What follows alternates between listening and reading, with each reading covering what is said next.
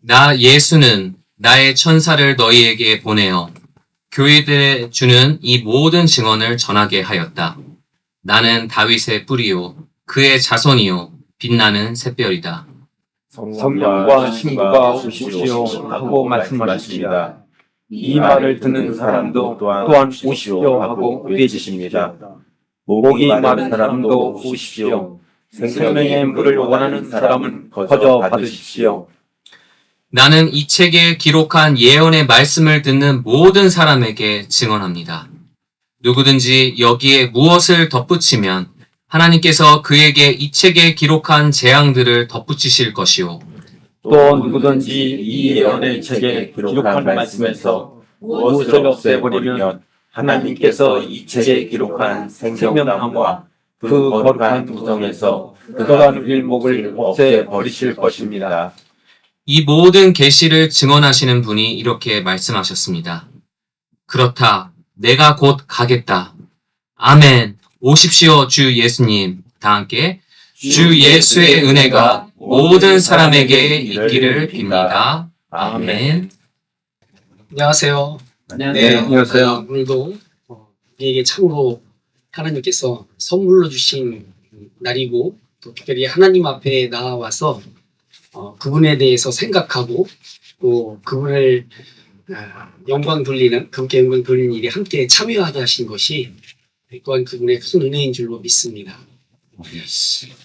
눈이 많이 오고 막 보니까 나무 가지가 그 습설이라 그러잖아요. 그 눈이 습기를 많이 먹어서 나무에 들러붙다 보니까 그 무게를 견디지 못하고 부러져 있는 모습도 보였고 또 농가에 비닐하우스들 오다 보니까 많이 이렇게 주저앉아서 우리는 그냥 그거 보면서 지나쳐 왔지만 그거를 당한 당사자들은 정말 참 암담하게 이럴 때가 없는 겁니다.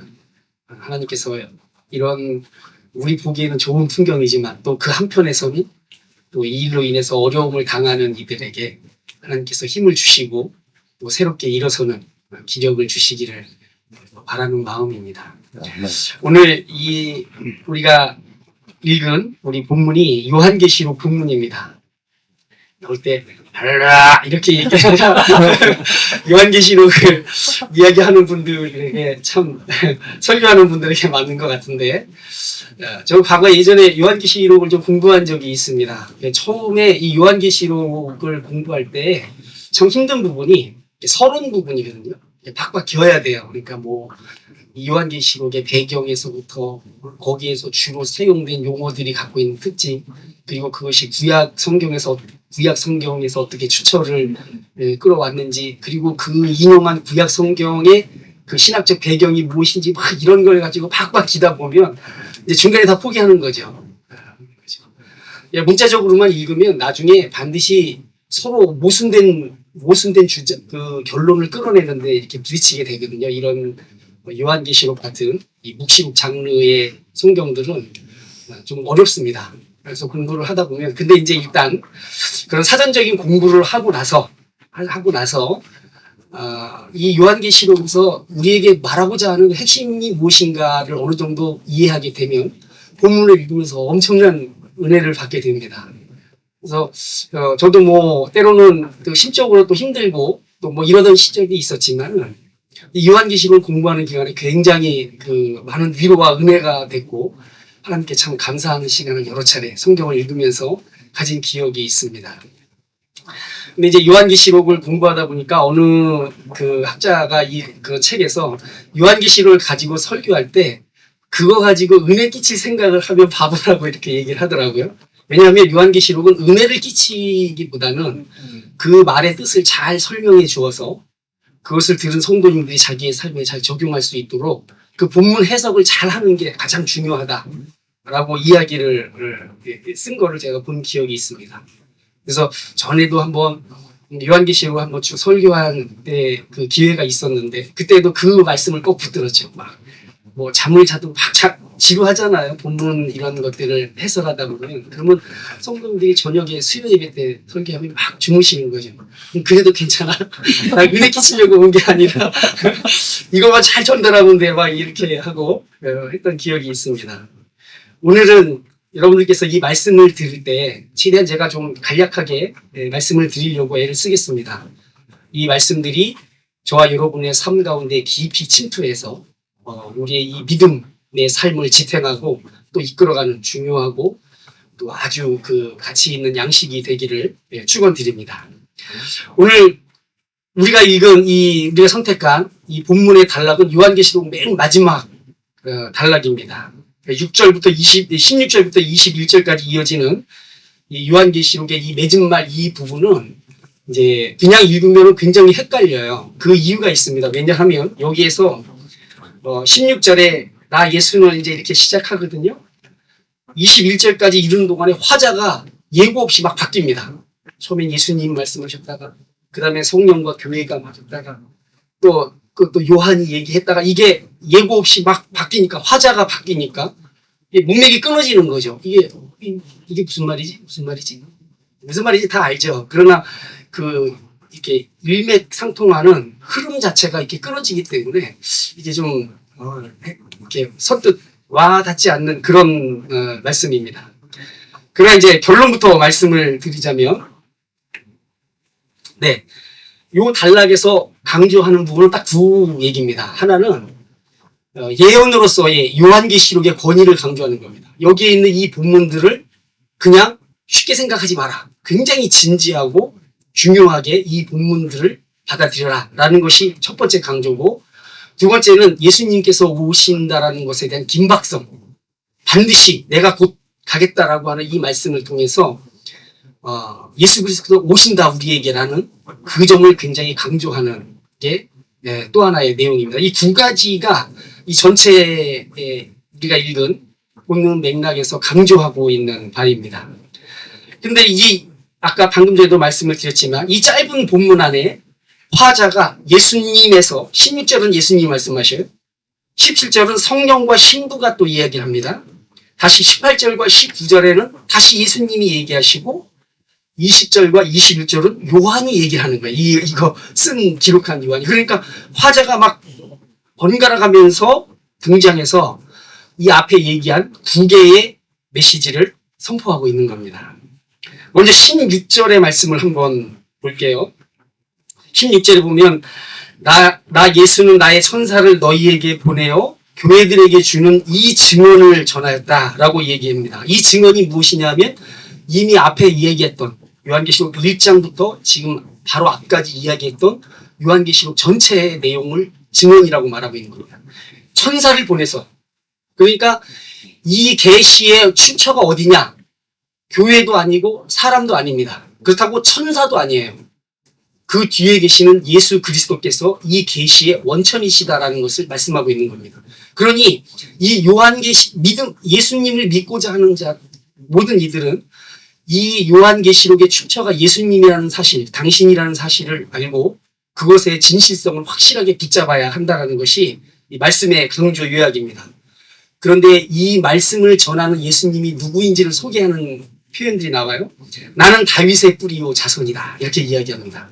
여러분, 이 말은 신앙생활 좀 해보신 분들은 어렵지 않게 이해할 수 있는 부분입니다. 왜냐하면 마태복음서 안에서도 예수님이 예루살렘에 입성할 때 많은 사람들이 다윗의 자손이라는 칭호를 써서 예수님을 환호했거든요. 그러니까 이 다윗의 자손이라는 말은 이스라엘 전통 안에서 자기들을 구원하기 위해 하나님으로부터 오는 메시아를 상징하는 대표적인 용어였습니다. 그러니까 예수님께서 이걸 통해서 말씀하시는 건 그거죠. 여기 뿌리요 자손이라는 말은 그냥 같은 말, 동어를 반복하는 거나 마찬가지입니다. 내가 메시아라는 사실을 힘주어 강조하시는 거죠. 하나님으로부터 보냄을 받아서 고난 가운데, 시련 가운데, 슬픔 가운데 있는 이스라엘 백성을 위로하고 그들을 구원하기 위해 보냄을 받은 메시아라는 그 의미를 본인 자신에게 적용하고 있는 것입니다. 원래 이게 이사야서에 나오는 표현이거든요. 이새의 뿌리라는 말이 나오거든요. 이사야서 11장 1절과 10절에 이 두 표현이 나옵니다. 이 구약의 이 본문을 끌어와서 내가 바로 하나님의 메시아라는 사실을 강조하고 있는 겁니다. 그리고 여기에 또 하나의 표현이 나오는데 새벽별이라는 표현이 나와요. 이거는 좀 이 출처를 좀 말씀드려야겠네요. 민수기 24장 17절에 모세가 어떤 식으로 이걸 봤는지는 잘 모르겠어요. 근데 어떤 비전을 봅니다. 환상을 보는 거죠. 그런데 이렇게 이야기를 합니다. 나는 한 모습을 본다. 그러나 당장 나타날 모습은 아니다. 나는 그 모습을 환히 본다. 그러나 가까이에 있는 모습은 아니다. 이렇게 이야기를 합니다. 그러면서 이야기를 한 별이 야곱에게서 나올 것이다. 한 통치 지팡이가 이스라엘에서 일어설 것이다. 그가 모압의 이마를 칠 것이다. 셋 자손의 영토를 칠 것이다. 여기 모압과 셋이라고 하는 이들은 이스라엘이 가나안을 향해 나아가는 동안에 그 사람들의 길을 막고 이스라엘을 광야에서 주저앉게 하려고 했던 그런 이스라엘의 대적자들을 상징하는 대표적인 명칭들입니다. 한 별이 나오는데 그 별이 이스라엘을 무너뜨리려고 했던 자들을 벌하고 이스라엘을 끝내 하나님이 약속하신 땅으로 이끌 것이다라고 하는 그 환상을 보는 것이죠. 예전에 그 신학교 다닐 때 어느 교수님이 그런 표현을 해요. 그러니까 구약에서 선지자들이 예언자들이 앞으로 언젠가 우리에게 찾아올 메시아에 대한 환상을 이야기하는 기록들이 있는데 그 기록은 마치 멀리 있는 산들, 산맥들이 있으면 산이 하나만 있는 게 아니라 여러 개가 막 중첩돼 있고 막 이렇게 있잖아요. 산맥에. 그죠? 멀리서 보면 그 산이 어떤 게 앞에 있는 산이고 어떤 게 뒤에 있는 산인지 이게 잘 구별이 안 되는 경우가 있습니다. 막 산들이 이렇게 겹쳐 있고 막 그러면 마치 그것과 같아서 구약 예언자들이 본 그 메시아에 대한 환상은 그것과 비슷하다. 이게 어떤 것이 이제 예수님의 초림과 재림에 관한 이야기를 접목시켜서 이야기를 하더라고요. 어떤 부분이 예수님의 초림에 관한 환상이고 어떤 것이 재림에 관한 환상인지 그들은 잘 모른다는 거예요. 그러나 아무튼 그들은 멀리 있는 어떤 비전을 보는 것입니다. 고통과 슬픔 가운데 있는 이스라엘을 끝내 하나님이 약속하신 땅으로 인도할 한 목자를 오래전부터 보는데 멀리 있는 산, 중첩되어 있는 산을 보듯이 그렇게 비전을 본다라고 표현한 적이 있습니다. 마치 모세가 그렇게 본 거죠. 한 별이 야곱의 자손에게서부터 나올 것이다 라고 이야기했습니다. 바로 그 부분을 오늘 예수님께서 당신 자신에게 적용시키면서 하시는 것입니다. 내가 새벽별이라는 것이죠. 자, 그 다음에 이제 17절로 가면 화자가 확 바뀌어요. 이번에는 16절은 예수님이 말씀하셨는데 17절에는 그 다음에 말하는 화자가 성령과 신부가 말한다는 겁니다. 성령과 신부가 뭐라고 말해요? 오십시오. 오십시오라고 말합니다. 근데 이게 우리가 좀 생각할게요. 성령과 신부라고 이렇게 두 개를 별칭으로 했지만 사실은 이 둘은 하나입니다. 성령이 말씀하실 때 신부를 통해서 말하는 거죠. 여기서 말하는 신부는 교회를 말하는 겁니다. 그러니까 오십시오라고 하는 말은 사람들을 초청하는 말이거든요. 이리로 오라는 거죠. 우리에게로 오라. 예수께로 오라라고 하는 초청의 말인데 이 말을 누가 하느냐? 성령이 말씀하시는데 그 말씀을 신부를 통해서 말씀하시는 거죠. 앞에서 예수님께서 말씀하기를 이 증언을 내가 누구에게? 천사를 통해서 말을 했다고 했는데 그 원출처자는 예수님인데 그 말을 하는 이가 천사였던 것처럼 성령께서도 하나님이신 성령께서도 말씀을 하시는데 그 말씀을 누구를 통해서? 교회를 통해서 말씀을 하시는 겁니다.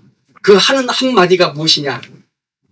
종말의 긴박성을 느끼는 하나님의 신부, 예수 그리스도의 신부들이 하는 말이 무엇이냐? 한마디입니다. 오십시오. 오십시오. 우리에게로 오십시오. 예수님께로 오십시오. 라는 그 한마디인 것입니다. 그런데 이렇게 부르잖아요. 이 부르는 사람들, 이 오십시오라는 초청의 말을 듣는 사람이 있어요. 그 특징을 뒤에 얘기하고 있습니다.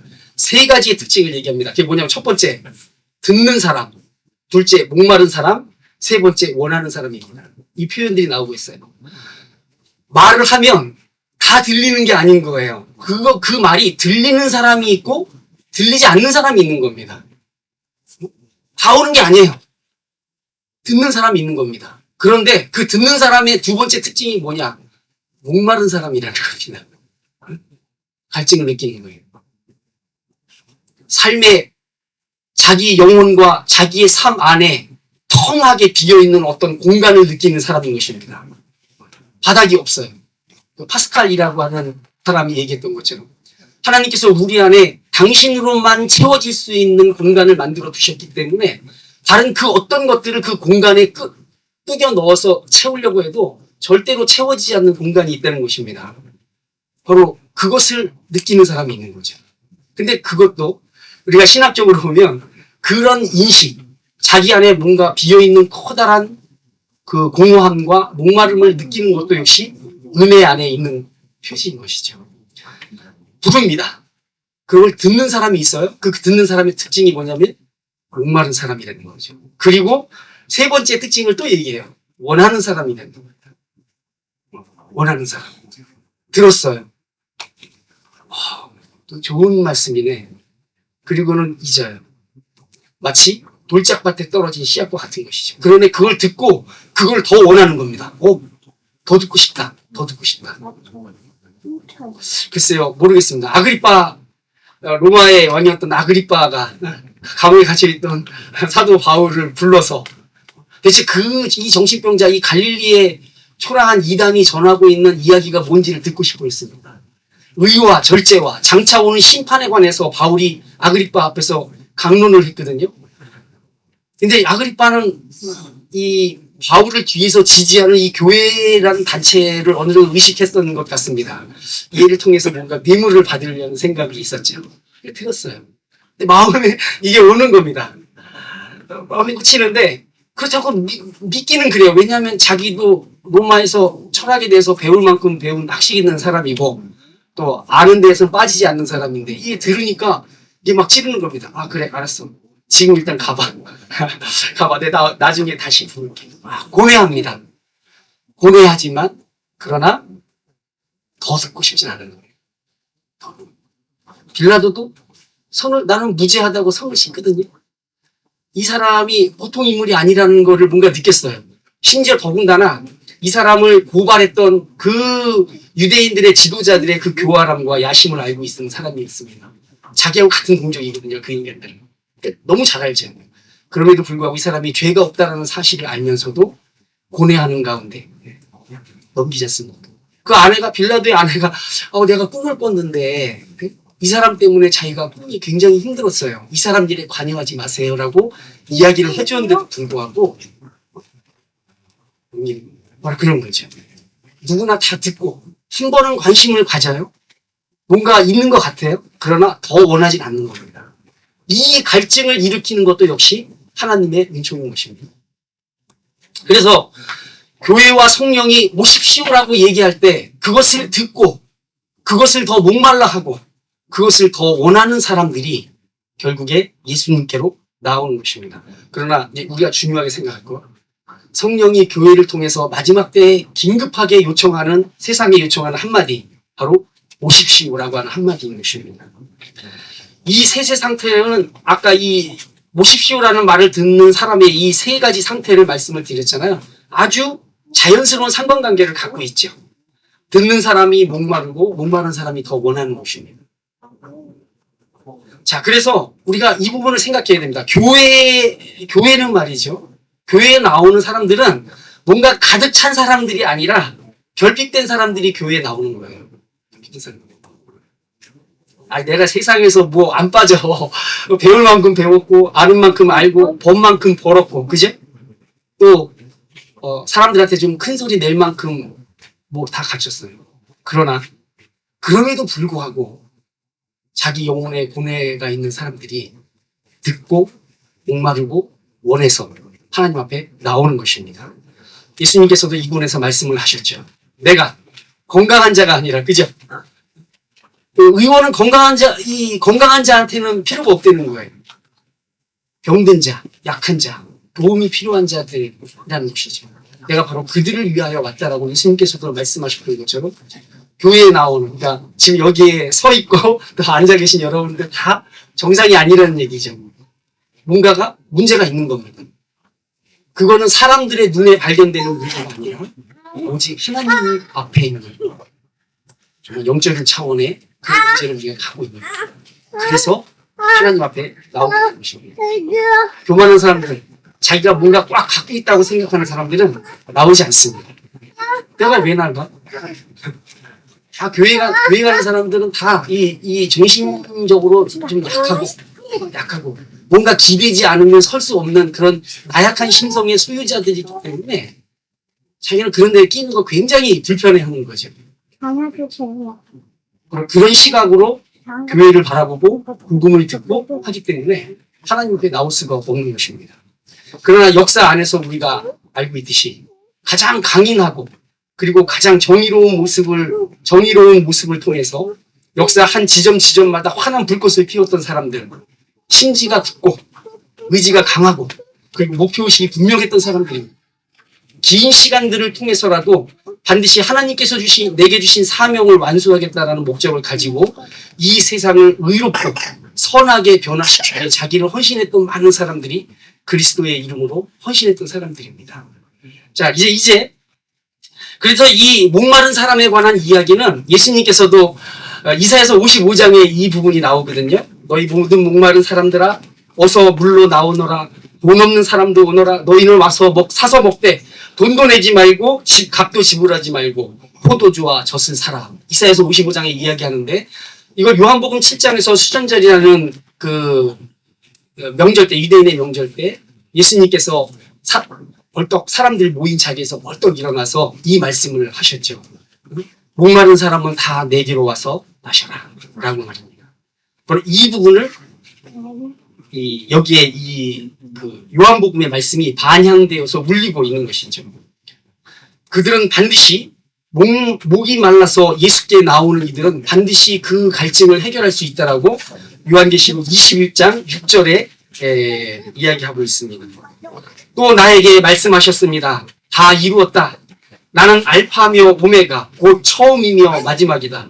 목마른 사람에게는 내가 생명수 샘물을 거저 마시게 하겠다라고 예수님이 요한계시록에서 약속을 하신 바가 있는 것입니다.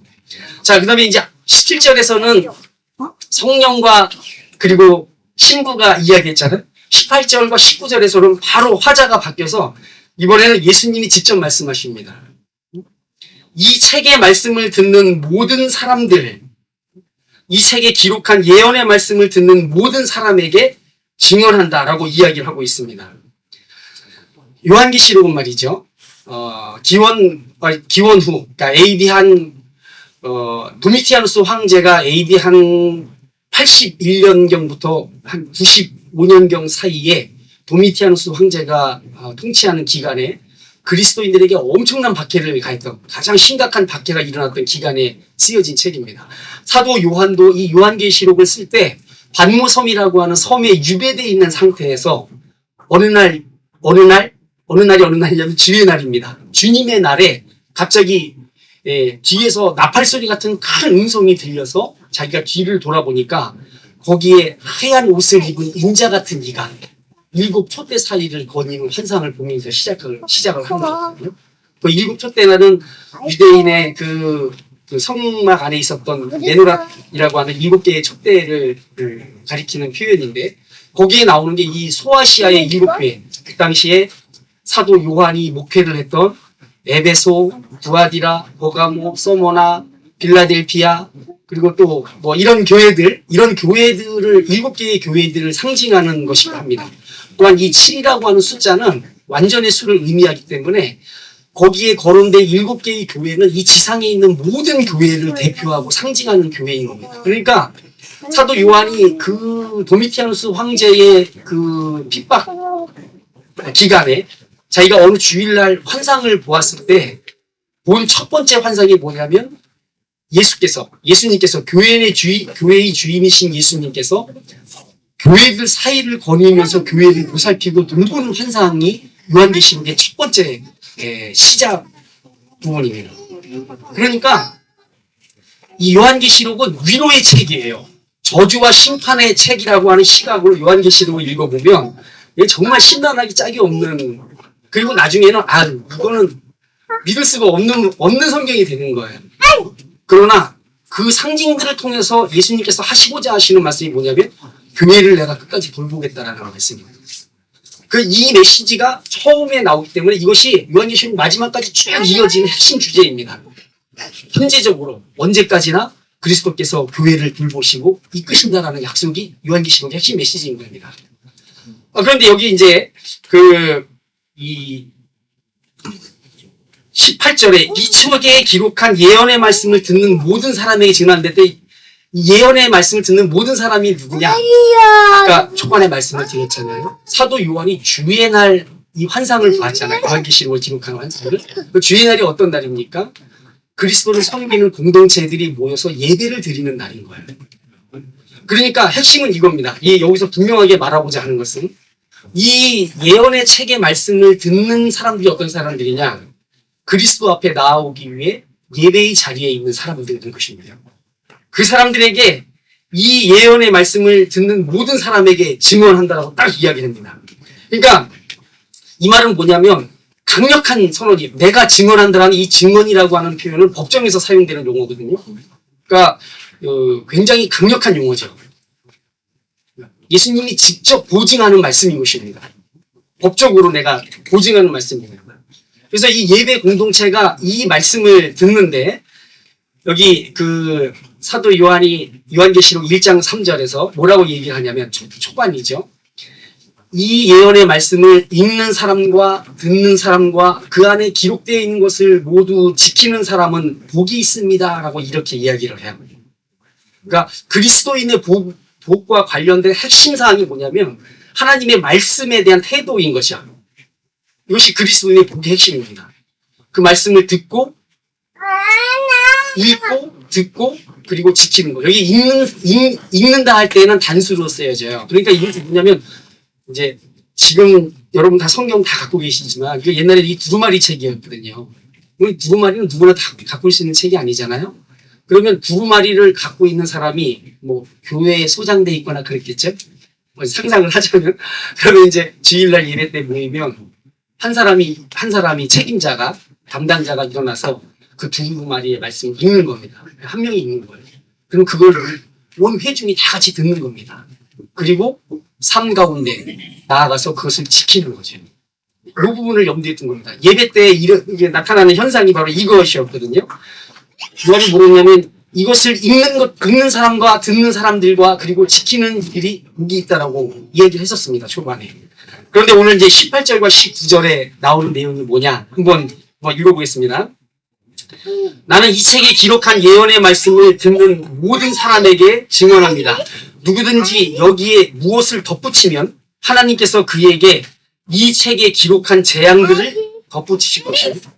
누구든지 이 예언의 책에 기록한 말씀에서 무엇을 없애버리면 하나님께서 이 책에 기록한 생명나무와 그 거룩한 도성에서 그가 누릴 몫을 없애버릴 것입니다. 이렇게 이야기합니다. 자, 그러면 이제 이해를 할 수가 있는 거죠. 제가 초반에 말씀을 드린 것처럼 그리스도인의 복에 핵심적인 영향을 끼치는 게 이 말씀에 대한 태도라고 말씀을 드렸잖아요. 왜? 아마 1장 3절에서 이미 그렇게 얘기를 했으니까 마지막에도 이걸 한번 더 강조하는 겁니다. 요한계시록이 하나님의 말씀인 것, 다시 말해서 예수 그리스도께서 직접 하신 말씀이라는 것을 강력하게 여기서 못 박는 거예요. 그러면서 여기서 강조하기를 여기서도 이 부분이 강조되고 있습니다. 말씀에 대한 태도, 반응 이 부분을 강조하고 있어요. 만일 이 말씀을 더하게 되면 요한계시록 중간에 막 여러 가지 심판에 관한 이야기가 쭉 나오는데 그 심판을 더하겠다. 이게 대응적 원리라고 부르잖아요. 더하는 사람한테는 더하고 빼는 사람한테는 빼는 거예요. 뭘 더하냐? 이 말씀에 뭔가를 덧붙이는 사람한테는 심판을 덧붙이고 이 말씀에서 뭔가를 빼는 사람한테는 여기에 나타나는 복의 내용을 빼겠다라고 이야기를 하는 것입니다. 복이 뭐냐? 그러면 여기서 말하는 복이 뭐냐? 생명나무와 거룩한 도성에서 받을 자기 몫을 뺀다는 거예요. 그는 뭐냐면 공동체의 일원이 되는 복을 빼겠다는 겁니다. 하나님의 공동체, 이 땅에서는 교회의 공동체가 되겠죠. 거기서 그의 몫을 빼버리겠다라고 말하고 있는 겁니다. 자, 이 말씀을 조금 더 좀 설명을 좀 드렸으면 좋겠습니다. 이거 이제 듣는 사람만 네. 이 말씀은 구약 성경 신명기서에 나오는 구약 성경 말씀을 배경으로 하고 있거든요. 여기에 이제 신명기 4장 2절에 내가 너희에게 명령하는 말을 너희는 가감하지 말고 내가 너희에게 내리는 너희 하나님 여호와의 명령을 지키라 이렇게 이야기합니다. 이 말씀은 어디서 배경을 두냐면 이제 모압 족속 사람들이 아까 이제 언급이 됐잖아요. 모압 족속 사람들이 이스라엘이 광야를 행진할 때 이 모압의 왕이 이 이스라엘과 한판 붙게 생긴 거예요. 이 행로가 자기들이 사는 영토하고 이렇게 맞붙게 된 겁니다. 이스라엘의 행로가. 그러면은 이제 이스라엘하고 전쟁을 할 판이거든요. 근데 들리는 소문을 들어보니까 장난이 아닌 거예요. 이게 무기도 제대로 없는 이 유랑자들, 광야의 유랑자들에 불과한 이 민족이 전쟁에서 하는 족족 그냥 상대방 족속이 이게 벌이 나는 거예요. 이 이스라엘과 전쟁을 벌였다 하면. 그러니까 막 고민이 깊어지죠. 그래서 했던 게 뭐냐면 그 당시 가장 인지도가 높았던 어느 주술사를 부릅니다. 이 모압의 왕 발락이라고 하는 사람이 발람이라고 부르는 이 신통한 주술사를 불러다가 이스라엘을 높은 산에 올라가서 이스라엘이 지치고 있는 그걸 보면서 그것을 향해 저주를 내리게 사주를 합니다. 발람이 이제 언덕에 올라갔네요. 그리고 이제 저주의 말을 딱 하려고 그러는데 갑자기 여호와의 신이 그에게 임하는 거예요. 갑자기 신이 그에게 임하는 거예요. 이제까지 받았던 다른 신이 갑자기 자기 안에 들어오는 거죠. 그러면서 저주가 아니라 축복의 말을 막 하기 시작하는 겁니다. 그러니까 사술이 안 통하는 거예요, 저주가. 왜냐하면 그 진중 가운데 큰 성막 하나가 있는 거예요. 이스라엘이 동서남북으로 각 지파마다 세 지파씩 이렇게 진을 치고 있는데 그 중심에 뭔가 큰 성막 하나가, 눈에 띄는 성막 하나가 보이는 겁니다. 그리고 그 성막 안에서 매일 제사장이 이스라엘 백성들을 향해 축복의 선언을 하는 겁니다. 여호와는 그 얼굴을 우리에게로 향하여 드사 은혜 베푸시기를 원합니다. 제가 구약 성경 설교할 때마다 하는 제사장의 축복기도 있잖아요. 이게 그 안에서 축복이 선언이 되는 거예요. 발람이 이걸 사지를 하려, 이게 저주를 퍼부으려고 그러는데 신이 그거를 용납을 하지 않는 겁니다.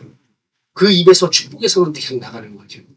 그런데, 그러니까 이제 엄청난 돈을 주고 이 사람을 고용을 했는데 이게 뭐 저주가 아니라 축복의 말 하니까 얼마나 열받겠어요.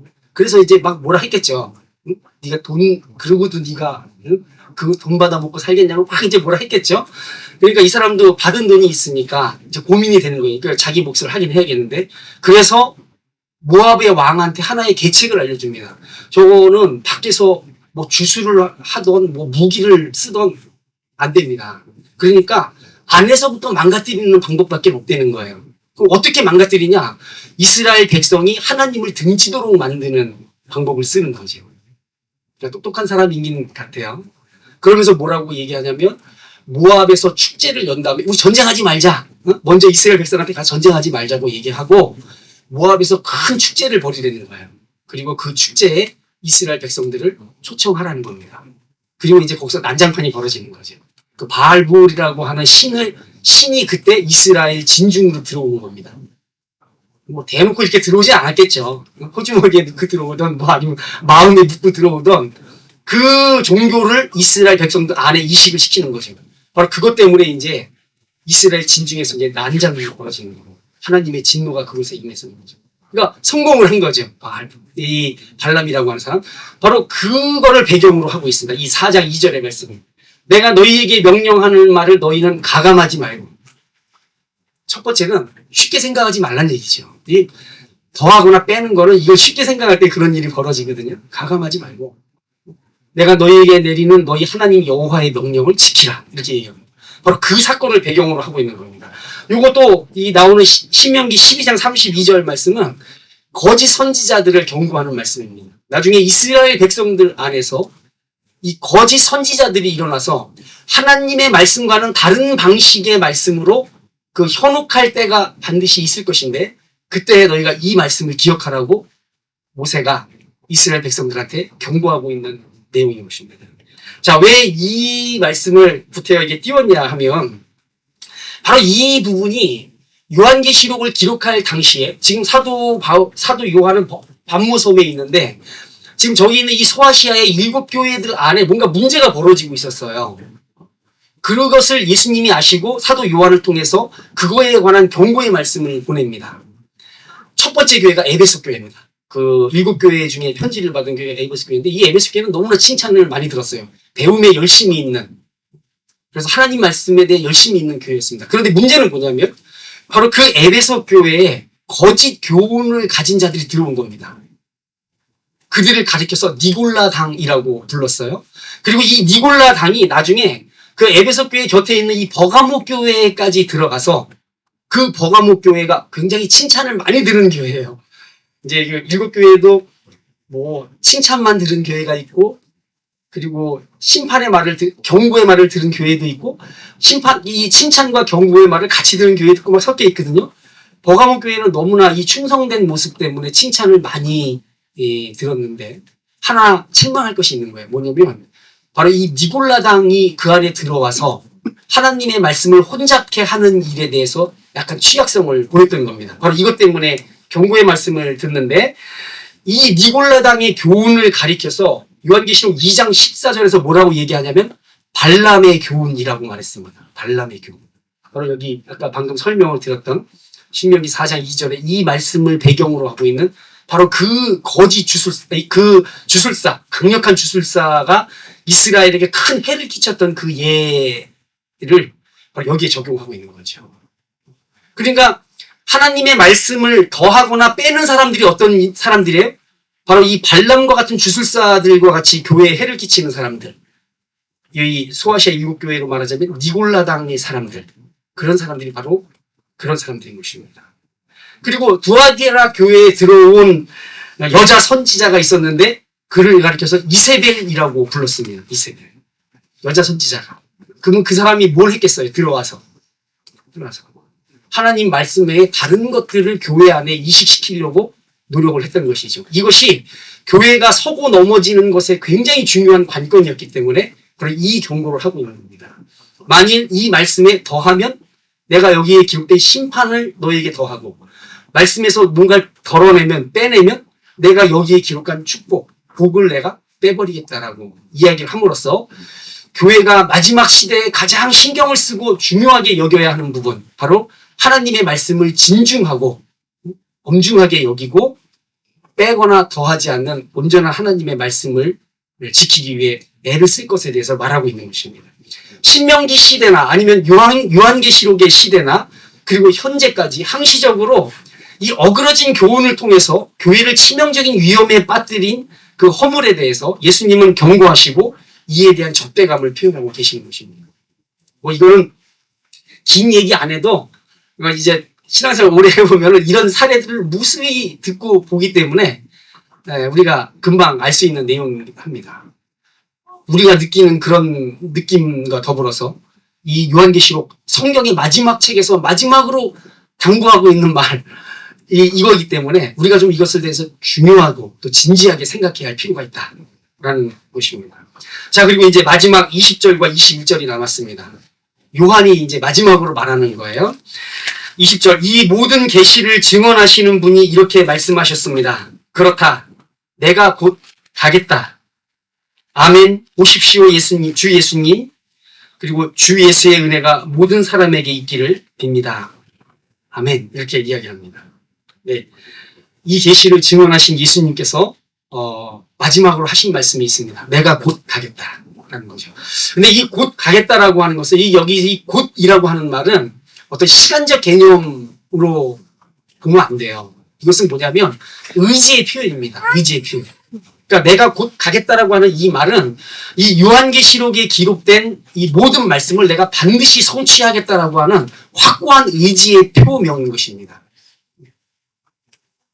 그렇기 때문에 우리가 이것들을 쉽게 보면 안 돼요. 그러니까 뭔가 이 안에 기록된 뭐 축복이나 심판의 이야기들이 뭐 알 수는 없지만 언젠가 마지막에 뭐 아주 우리가 생각하기에 희한한 일이 벌어지면서 이뤄질 일이라고 생각할지 모르겠지만, 그러나 여기에 기록된 이 내용들은 항시적으로 우리에게 일어나는 거예요.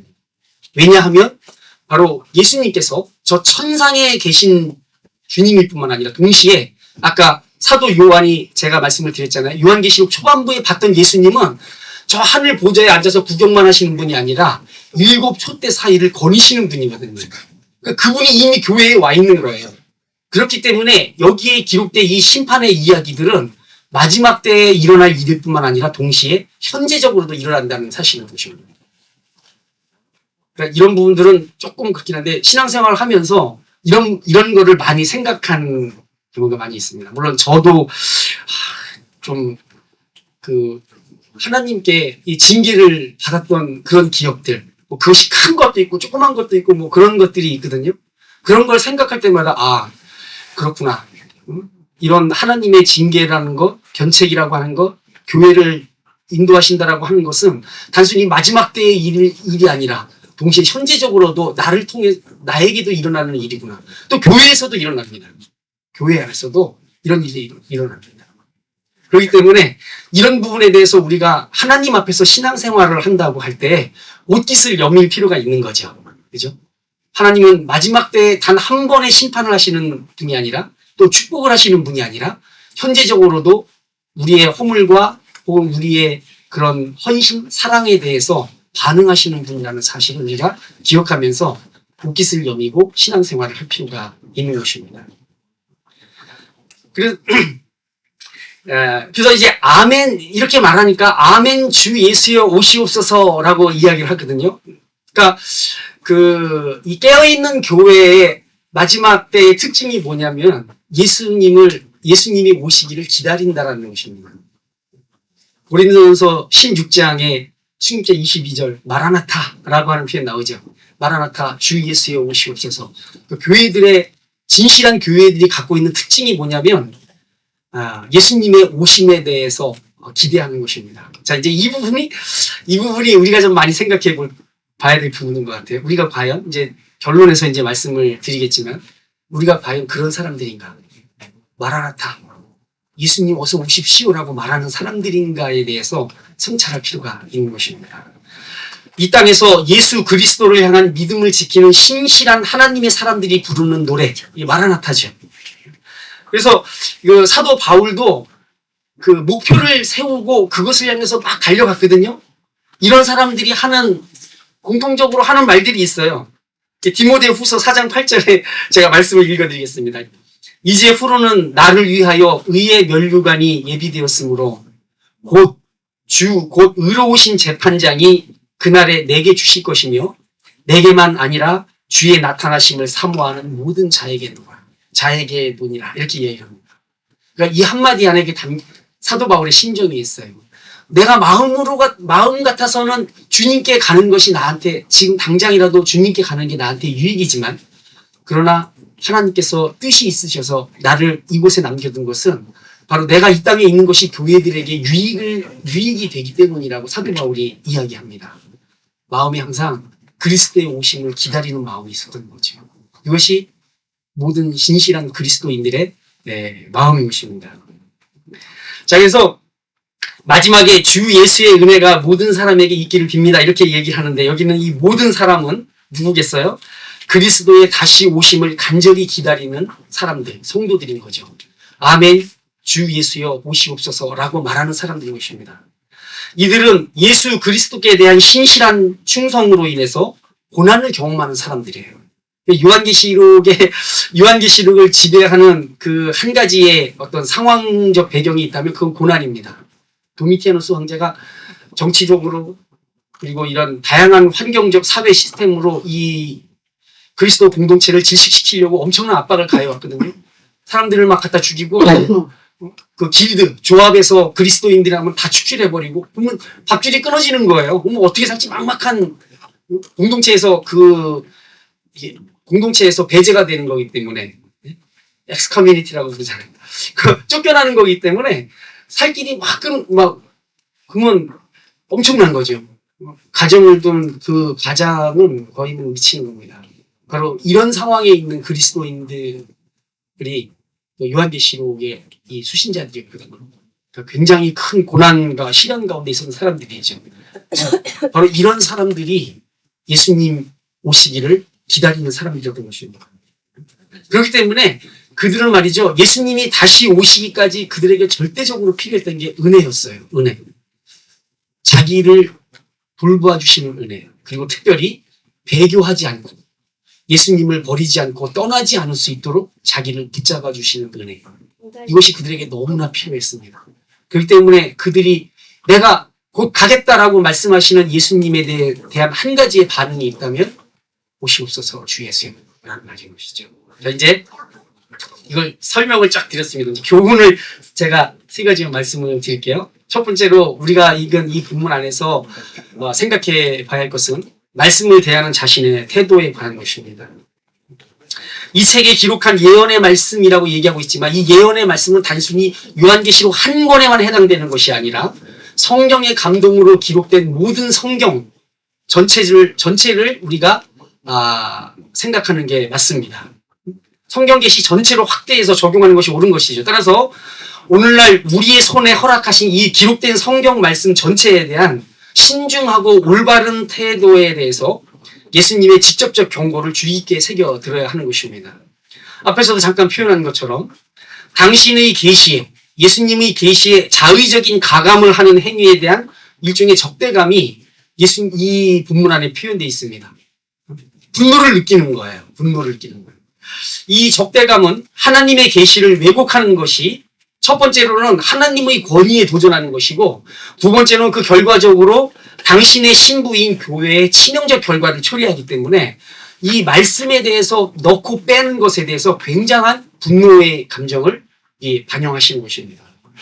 그렇기 때문에 우리가 이걸 한번 이런 생각을 해볼 수 있는 거죠. 교회에 가만히 들어온 이단들 혹은 거짓 교사들은 모두 하나님의 계시를 왜곡함으로써 교회를 위험에 빠뜨립니다. 우리가 현실 가운데서 교회가 위험에 처할 수 있는 여러 상황들이 있죠. 그러나 그 중에서 가장 위험한 상황이 무엇이냐?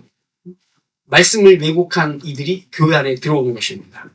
그런 위험들은 언제나 항상 상존하고 시대를 막론하고 지속되어 왔습니다. 바울 역시 고린도 교회 안에 들어와 있었던 거짓 교사들을 의식하고 있었어요. 근데 그때 바울이 고린도 교회들에게 편지한 게 뭐라고 얘기했냐면, 우리는 수많은 사람들처럼 하나님의 말씀을 어떻게 하지 않는다? 혼잡하게 하지 않는다라고 이야기합니다. 그러니까 다시 말해서 바울을 비롯한 사도 일행들의 특징이 뭐냐? 말씀을 혼잡하게 만들지 않는 것이 하나님께로부터 보냄을 받은 사도들의 특징이라고 얘기를 합니다.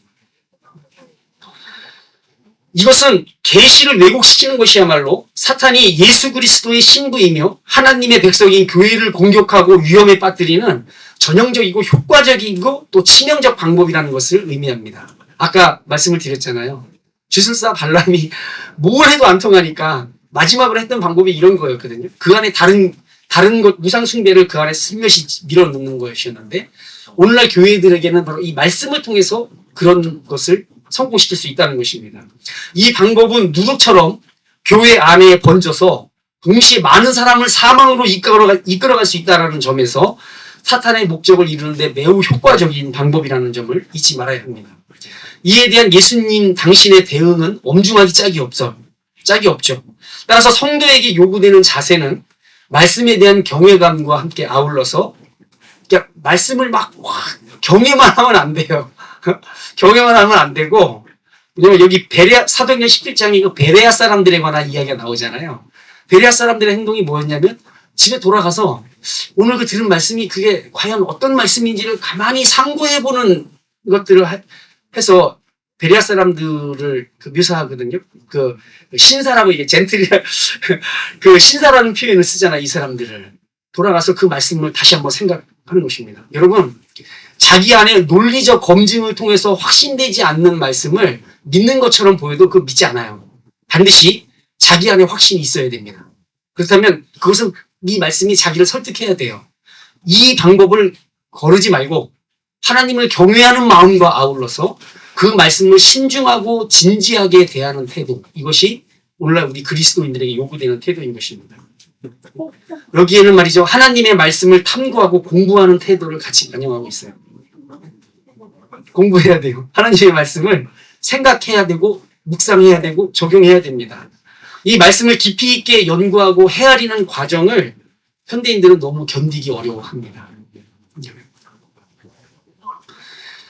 자, 그리고 또 하나는 이 동시에 이 교회에 속한 우리 각자에게도 이제 이게 교회에서 이제 그 잘못된 교훈을 가지고 들어오는 사람들이 용납되는 것에 가장 큰 책임은 목회자한테 있습니다.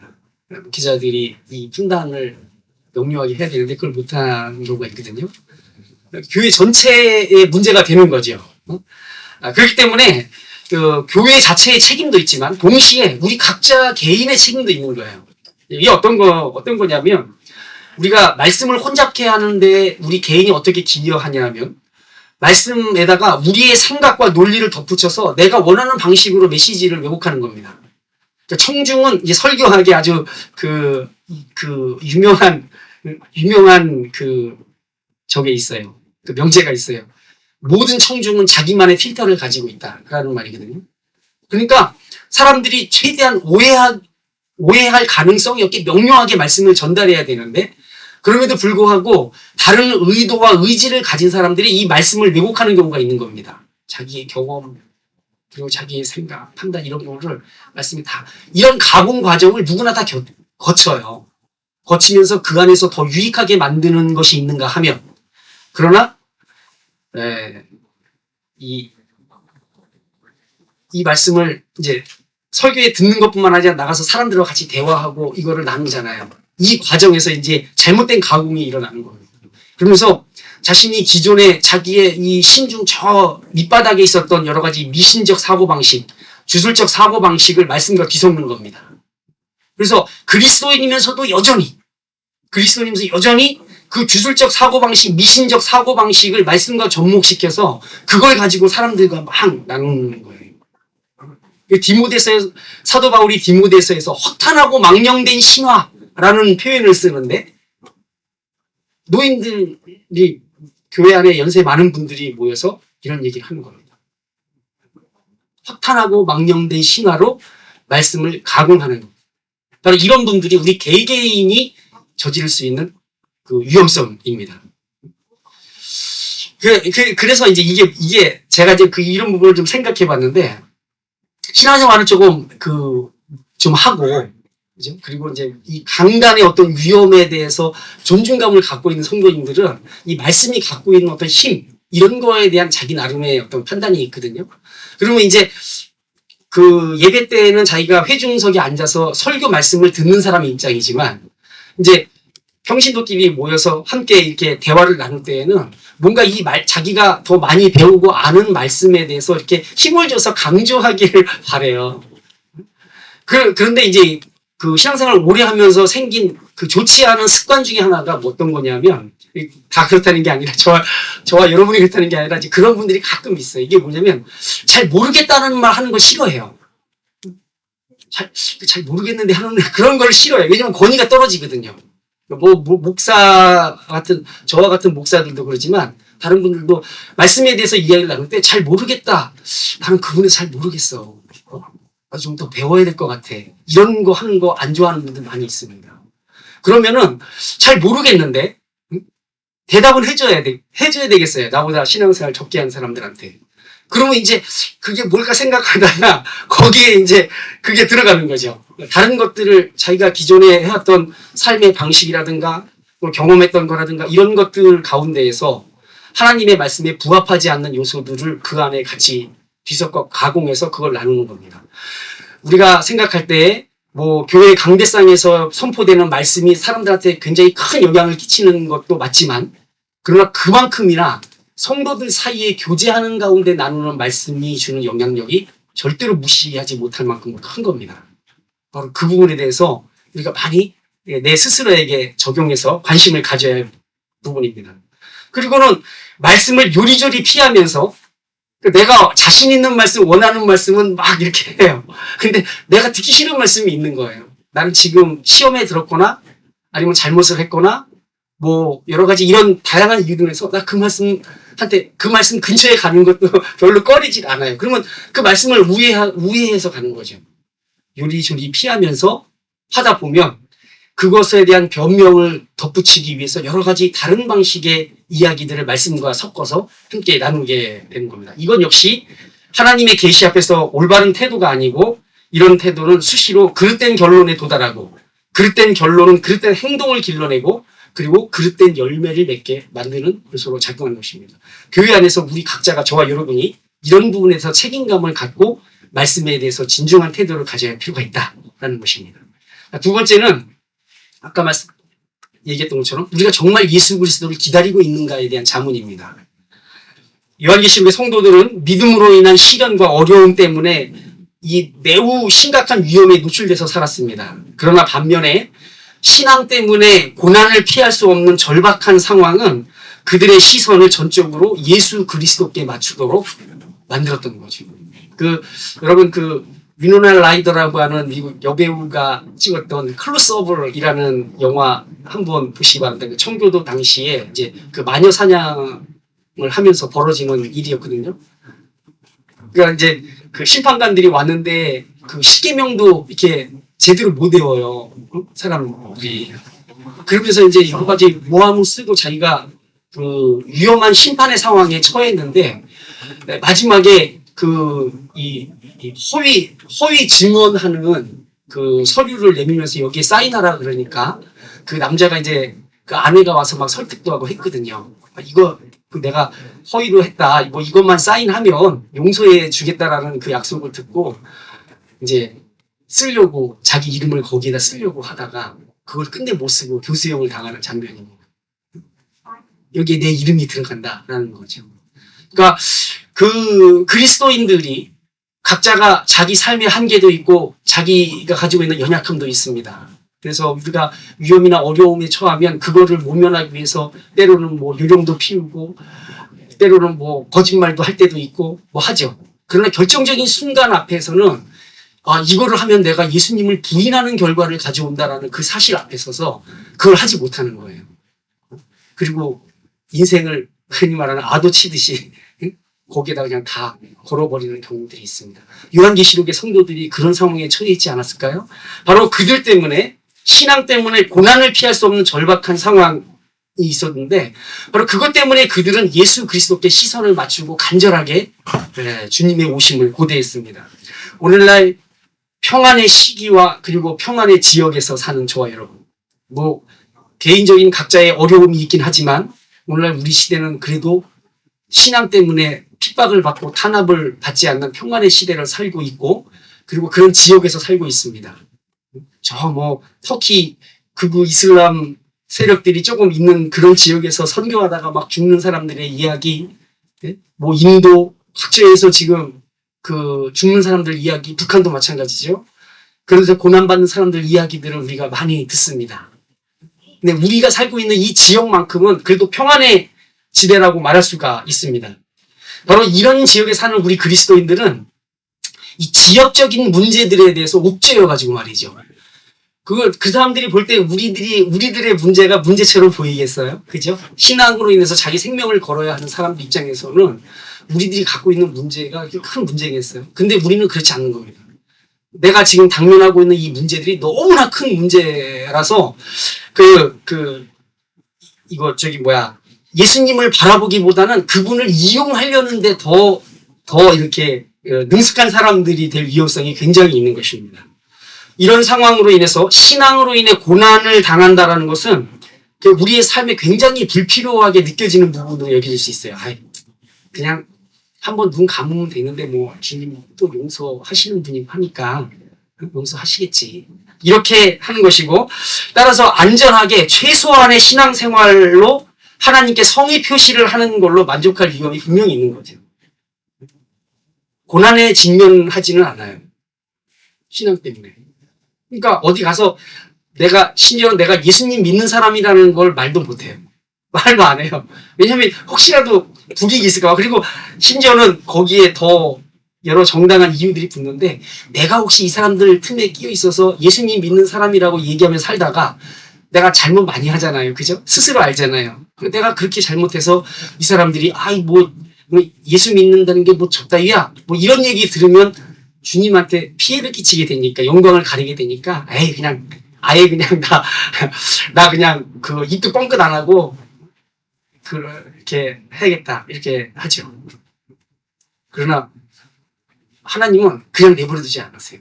반드시 내가 예수님을 따르는 사람이라는 것을 말해야 되는 위치에 우리를 끌고 가십니다. 예수님께 분명히 마태복음 18장인가요? 너희가 사람들 앞에서 나를 시인하면, 물론 그거는 이제 어떤 고난의 상황을 염두에 둔 말씀이긴 하지만, 사람들 앞에서 예수님을 시인하면 예수님도 하나님 앞에서 너희를 시인하고, 너희가 사람들 앞에서 나를 부인하면 나도 하나님 앞에서 너희를 부인하겠다 라고 말씀하셨거든요. 익명의 그리스도인으로 나를 이렇게 숨어서 가장 내 편의에 가장 합당한 방식으로 신앙생활을 하려고 하는 그런 유혹을 받을 위험이 우리에게 있는 것입니다. 칼바르트라고 하는 신학자가 어느 집에 초청을 받아서 갔어요. 갔는데 뭐 유럽에는 굉장히 좀 잘 사는, 옛날부터 잘 사는 사람들이 있어서 크게 짓고 거기에 막 이렇게 그 미술품도 벽에 이렇게 집인데 미술품도 걸고 그 화려한 파티도 열었습니다. 사람들이 모인 자리에서 칼바르트가 팔짱을 끼고 그 집을 이렇게 다니면서 벽에 걸린 그림도 보고 장식품도 보고 사람들 막 옷 입고 와서 같이 이렇게 술도 마시고 파티하는 걸 이렇게 봤습니다. 한 사람이 왔어요. 참 너무나 잘, 그냥 빈틈없이 깔끔하게 잘 돼 있죠? 칼바르트가 얘기합니다. 하나 빠진 게 있어요. 이 집에는 한 줌의 종말론이 없습니다. 이렇게 이야기해요. 이게 무슨 말이겠습니까? 우리가 자칫 우리 그리스도인이라고 하는 것은 종말을 바라보고 사는 사람들이거든요. 그렇기 때문에 하나님께서 주신 모든 복들을 누릴 때라도 이 종말론이 자리 잡고 있을 한 공간을 비워두는 것이 우리 그리스도인의 합당한 태도입니다. 다 가난하게 살 필요 없어요. 복을 주시는 대로 우리가 부유하게 살 수도 있습니다. 그러나 중요한 것은 우리에게 종말론이 있는가? 아멘, 주 예수여 오시옵소서라고 말할 만한 여지가 내 안에 있는가에 대해서 스스로 성찰하며 사는 것이 필요하다는 것입니다. 그래서 이 주 예수여 오시옵소서의 신앙은 믿음으로 인한 시련과 발맞추어서 성장하고 유지된다는 사실도 우리가 생각할 필요가 있어요. 이게 없으면 예수님 오는 거 기대하지 않습니다. 나 죽은 다음에 오세요. 나 무덤에서 일어나게 내가 그냥 내가 사는 동안에는 오시지 마시고, 나 죽은 다음에 다 용서받고 부활할 수 있게 그때 와주세요. 이렇게 얘기를 하거든요. 왜 그렇습니까? 믿음으로 인한 시련이 없으면 예수님에 대한 갈망도 같이 비례관계로 이렇게 줄어든다는 거죠. 여러분과 저 안에 믿음으로 인한 시련이 있습니까? 우리가 비록 평안의 시대와 평안의 지역을 살아가고 있지만 우리가 믿음에 신실하려고 하면 할수록 믿음으로 인한 시련은 각자의 삶의 조건 가운데 반드시 주어지게 되어 있습니다. 우리가 그걸 같이 생각하면서 사는 저와 여러분 되길 바랍니다. 마지막으로 말씀을 드리겠습니다. 교회에 참여하고 있다는 것이 복이라는 사실을 의식하고 있는가 하는 문제입니다. 오늘 좀 시간이 조금 길어지는 것 같은데 이제 조금만 참아주세요. 예수님께서 이 계시를 왜곡하는 이들이 받을 심판의 엄중함에 대해서 말씀하시면서 만약에 이 계시의 말씀을 빼는 사람들, 덜어내는 사람들, 제하는 사람들한테 내릴 심판의 내용이 뭐라고 얘기하냐면 생명나무와 거룩한 성에서 누릴 몫을 내가 덜어내겠다, 없애버리겠다 이렇게 이야기를 하십니다. 조금 결이 다른 메시지이긴 하지만 우리가 이걸 통해서 하나님께서 우리에게 주시는 복의 핵심적인 내용 중에 하나를 우리가 간파할 수 있는 거죠. 그게 무엇입니까? 바로 거룩한 성에 참여하는 복입니다. 거룩한 성. 하나님이 통치하시는 성. 이 지상에서는 그것이 교회인 것입니다. 비록 우리의 오류와 우리의 죄가 같이 뒤섞여 있어서 많은 결핍과 여러 가지 문제점, 다양한 이 문제들을 안고 있지만 그래도 여전히 교회는 예수 그리스도께서 살아계셔서 통치하는 공동체이고 그것이 바로 거룩한 성인 것입니다. 마지막에 예수님께서 오셔서 완전하게 만드실 것이지만 여전히 문제를 안고 있는 우리의 교회들이 하나님의 은혜에 동참하고 있는 거룩한 성이라는 사실을 우리가 기억할 필요가 있습니다. 요한복음 15장에서 포도나무에 접붙임 받는 그 이야기를 하시잖아요. 우리가 믿으면 영적으로 예수 그리스도께 접붙임 되지만 동시에 현실에서는 교회 공동체의 멤버로 접붙임을 받는 것입니다. 이게 둘을 따로 분리하면 안 돼요. 나는 예수님께 접붙임된 그런 존재라고 말하면서 교회로부터는 분리되어 있는 경우가 있을 수 있습니다. 그러나 그것은 건강하지 못하고 온전한 신앙이 아닌 것이죠. 우리가 그리스도에게 연합해 있으면 반드시 교회의 공동체에 연합한다라는 사실을, 이것이 하나님의 방법인 거예요. 때로는 불완전하고 때로는 참 견딜 수 없이 힘든 상황을 만드는 게 이 지상교회의 한계이긴 하지만, 그럼에도 불구하고 내 안에 계속해서 반복적으로 다짐하기는 나는 교회의 지체로 부름을 받았다라고 하는 그리스도인의 자기 정체성이 저와 여러분에게 꼭 필요한 것입니다. 현실적으로 교회의 멤버로 그리스도의 몸에 붙어 있지 못하는 것을 스스로 심판의 맥락에서 자기를 돌아보게 만드는 거죠. 다양한, 가난한 성도가 700만이라고 그랬나요? 뭐라 그랬나요? 그렇게 얘기를 하잖아요. 물론 다양한 이유가 있습니다. 다양한 이유, 그렇게 된 데에는 교회의 책임도 있고 여러 가지 다양한 그 상황적인 책임들이 있지만, 그러나 영적 방랑을 하게 되는 본인들 스스로는 나름대로의 정당한 이유가 있을 수 있으나 자기 본의적 편향 태도, 셀프 서비스 뭐라 그러더라고, 자기 본의적 편향 태도가 그 원인 중에 하나라는 사실일 수 있다라는 점을, 그 위험성을 의식할 필요가 있는 것입니다. 말씀을 통해 그리스도의 다스림을 받는 교회의 모습은 최소한의 성의를 보이는 체면치레의 신앙생활일 수 없어요. 스스로 교회 공동체 안에 내가 교회의 멤버, 지체라고 하는 의식을 가진 상태에서 그 교회의 일원이 되어야 하는 것입니다. 이것이 바로 듣는 사람, 목마른 사람, 그리고 원하는 사람, 여기 나오는 17절에 나오잖아요. 그런 사람들의 특징인 것이에요. 우리가 어디서 듣겠어요? 어디서 듣겠어요? 사도 요한이 주님의 날에 계시를 받고 그것을 이야기했습니다. 바로 하나님의 공동체의 자리에서 예배의 날에 이 계시를 듣고 그거를 전했거든요. 그러니까 우리가 어디서 듣겠습니까? 우리가 우리의 목마름을 더 자극하는 곳이 어디겠어요? 또 우리가 더 간절히 원하는 것을 얻을 수 있는 곳이 어디겠습니까?